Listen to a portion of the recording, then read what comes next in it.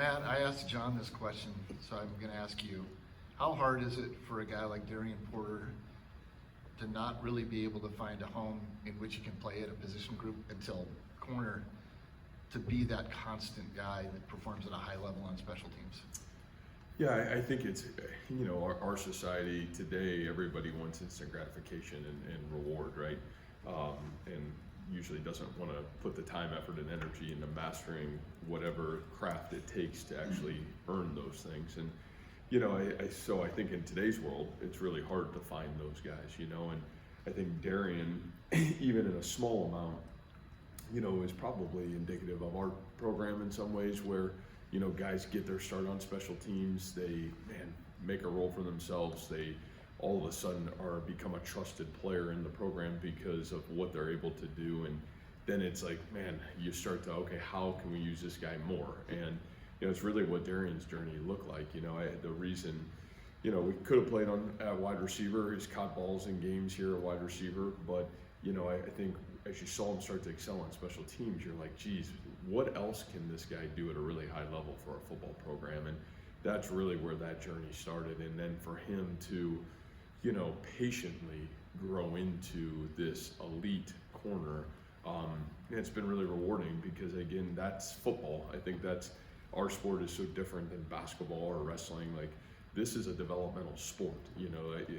Our recruiting gurus are in here, but they got no idea who's any good, let alone us coaches, right? Like, the reality of it, football's different. It takes time, and you have to figure out who's willing to pay the price to become great. And I think Darian's just such a great example of that in this program. And so I think it's really hard to have patience. It's really hard to, not get the instant gratification of being the starter right away and just keep pounding at your craft. And boy, now a guy going to the Senior Bowl and going to be a top draft pick, and a guy that's, having an incredible senior year. But that's football. That's our sport. We're robbing it in a lot of ways, but that is still our sport in terms of what we do and what football looks like.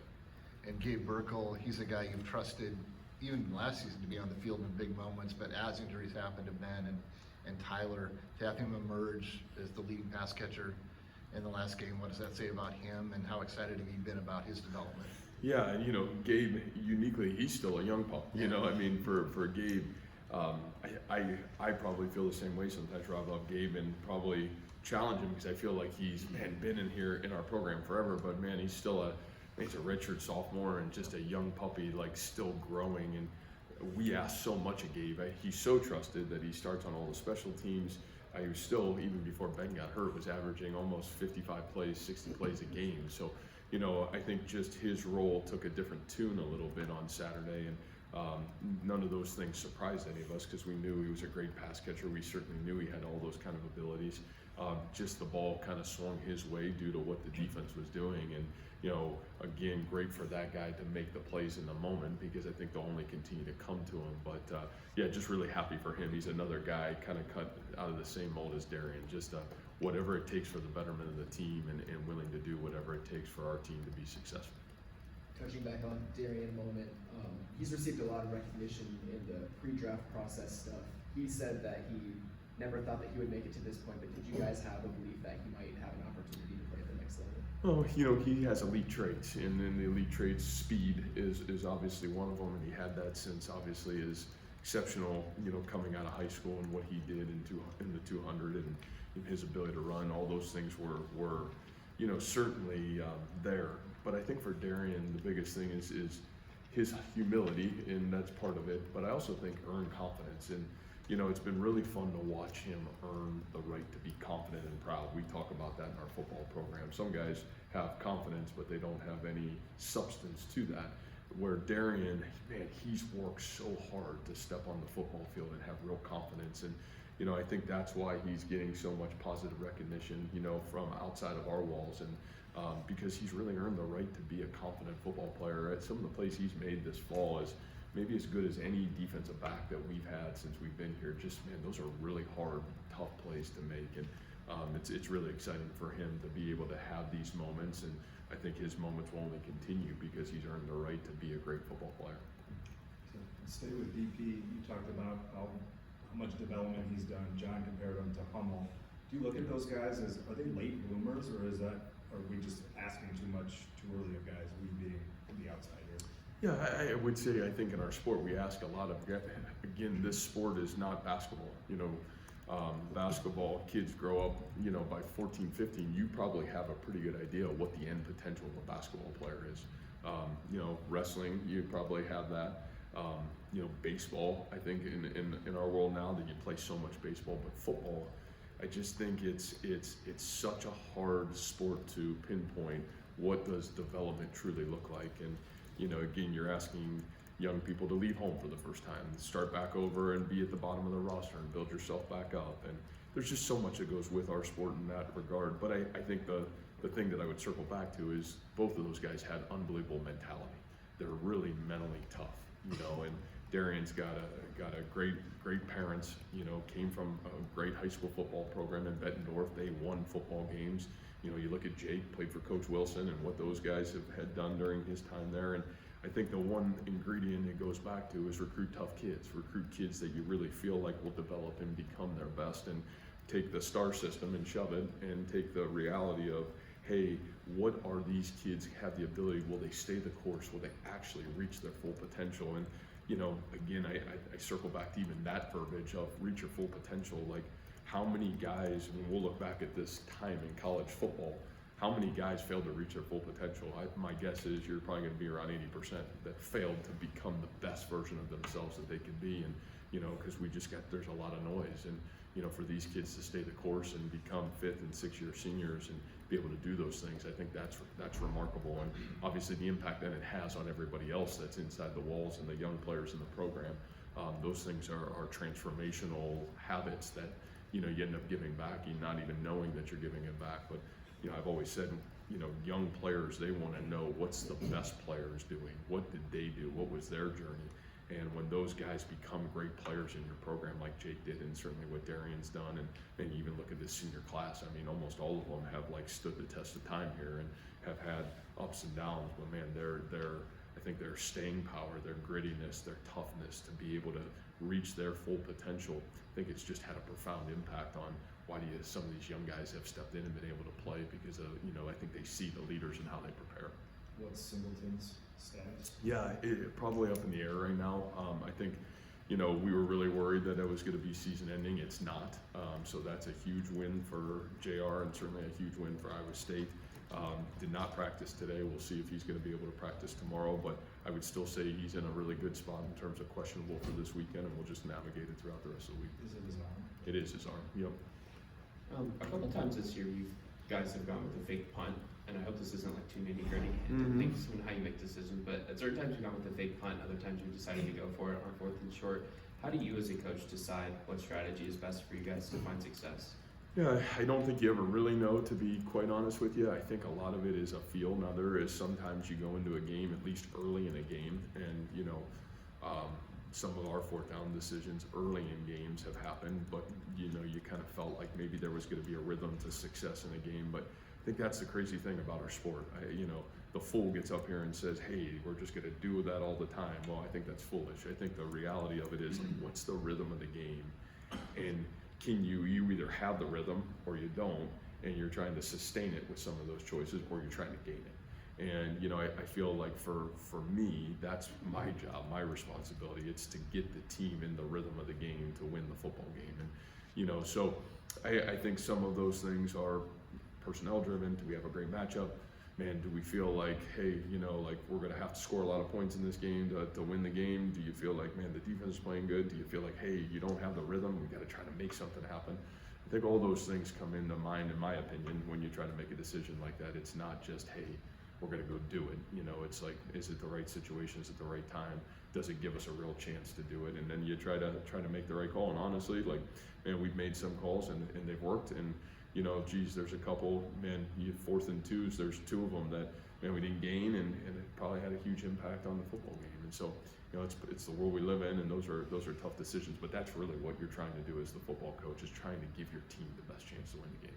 And I guess a similar question, how similar or different, I guess, is a fake punt or a fake field goal than maybe the decision to run a 2-point play, in terms of you have a certain amount of these and you want to bank them and not use them again because it's that on film and people can scheme against it type of situation? Like, how do you evaluate that whole dynamic, I guess? Yeah, I think you always just want to have the best tools, and sometimes you're not going to have some of those tools based on what the opponent does. You know, I think I think those are all things that's why you study the film as obsessively as you do, to see, man, are there opportunities to gain a possession in a game? Is there opportunities to sustain a possession in a football game? And man, is the other team going to try to do some of those things against you? And I think all those things are why you strain, you know, Monday, Tuesday, Wednesday, Thursday, Friday to try to figure out what tools do you have at your disposal to find that rhythm to win the football game. Dave, over the last 4 or 5 weeks, it seems like opponents have had increased success running the ball against you guys. Is that an area of concern for you guys, or do you go, hey, we have a top 20 scoring defense, it's good, or is it going to come either way? Well, I don't feel that way. You know, I feel like, you know, I feel like, you know, if we're not where we want to be in certain areas, we're straining to get to where we want to be, you know, and that would be an area, I think, for sure that, you know, we need to continue to strain to shore up, you know, and I felt like we've taken some positive steps there. We got to continue to be better, and man, what's that look like? You know, I think it's globally looks like a lot of different things. You know, you got to tackle better. You got to be better at the point of attack in some areas. You know, getting some players back helped some of that last week. But I think the reality of it is all those things are things that are important when you look at the grand scheme of, I don't think, you know, you want to be a complete offense and a complete defense. And, you know, believe me, there's areas in all three phases of the game that we're still not as complete as we would like to be, and straining to try to get to be our best.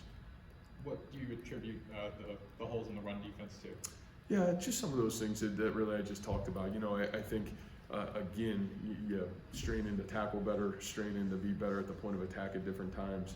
I think, again, health of our football team, getting guys back, you know, asking a lot of some young guys in some certain situations. So I think all those things, you know, man, we've had a lot of injuries in the front 6 to 7 guys. So you've had a lot of guys that are, you know, playing different spots at times for us. So I think that's the fun thing about probably getting a little bit healthier, is you feel like you have a lot more confidence to maybe get back to who we want to be, and certainly what the standard that we want to be in some certain areas on really both sides of the football.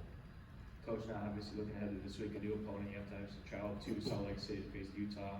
With a loud environment, I know their team hasn't looked the greatest, especially with injuries, kind of like how you guys are. What have you kind of seen from their team as you prepare to head there? Well, I would say, you know, as Utah's come in, you know, Coach Whittingham, and I don't know him, but man, my respect factor would be maybe one of the best coaches in college football, and championship level football. It doesn't matter what conference they've been in. And when you watch the video, they're championship level football team. I mean, this is bar none the best defense that we'll have played. I mean, you're talking about, you know, you look at their front 7, all, you know, 5th and 6th year seniors, some of the best defensive players in the country at their position. Man, you just look at this football team, and gritty, tough, and I mean, they've been through heck and back with injuries, and they've been right there to win all these football games. And so I think it just tells you about the character of what resides there at Utah. And man, the challenge for Iowa State football and this young team to go out in this environment, man, what a great opportunity, but what an unbelievable challenge, to be quite honest with you. I mean, the respect that I think myself, our kids, our coaches have for what we're about to face is first class. And so, yeah, all the respect in the world for this type of program, and certainly what Coach has done and sustained there in Utah. Hey Coach, what have you seen from Joey Peterson and how he's progressed and stepped up, especially as a senior? Yeah, you know, I would put Joey, you know, as probably, if not the most consistent football player this fall for Iowa State, one of the top most consistent players. And, you know, Joey really had a great fall camp. And obviously Joey's a guy, again, as a freshman here, ran down on kickoff, and then, man, his career, it just took off from there. And dependable, tough, and honestly one of the great leaders on this 2024 Iowa State football team. And geez, what he's meant to Iowa State, obviously what his family has meant to Iowa State, is second to none. But yeah, Joey is just a tough, gritty football player that's played elite every single game this fall for us, so we're really grateful for him. We saw Dominic Orange make those big plays that one series, and then with J.R. Singleton's status in doubt, it seemed like Dom moved inside a little more. Do you think that's an area of strength for him, and how can he make a bigger impact maybe in that spot filling in for JR? Yeah, I think anytime Dom's on the field is a strength for Iowa State, you know, to be honest with you. I mean, you've seen him, you know, play great at defensive end, and you've seen him play great at nose. I think the biggest thing is his health. And, you know, I think that was a devastating blow. You know, Baylor, you know, it's really been a tough grind for him, and for him to finally be back, I think, closer to full strength. And you saw that Saturday. I thought it was really big. I'd say Zamir is equally playing great football. So, you know, it gives us the ability to still have flexibility with where we move those guys and what happens. But yeah, I just think having Dom on our football field and playing back to full strength is really big for our football team. And you know, we'll need him to be great as we continue to move forward. Yeah, Matt, not to make too much of a play that happened last week, but we've talked to a lot of guys about the fake punt and how that play has been in the playbook for a while now, and to finally get a chance to call it and execute it as well as you did, what was the satisfaction in that moment? I think TV cameras got a little bit of a smile from you. Yeah. Well, I just think from our end of it, you know, I've watched our kids strain, and that is, we are playing much better football on special teams because our kids strain to be really good. You got to work at it. You know, I've always said in special teams, you know, it's 17% of the snaps, so a small amount of the snaps, but almost 40% of the yardage exchanged in a game. And there's just got to be high buy-in value from your football team if you want to be great on special teams and actually use special teams as a weapon to be successful.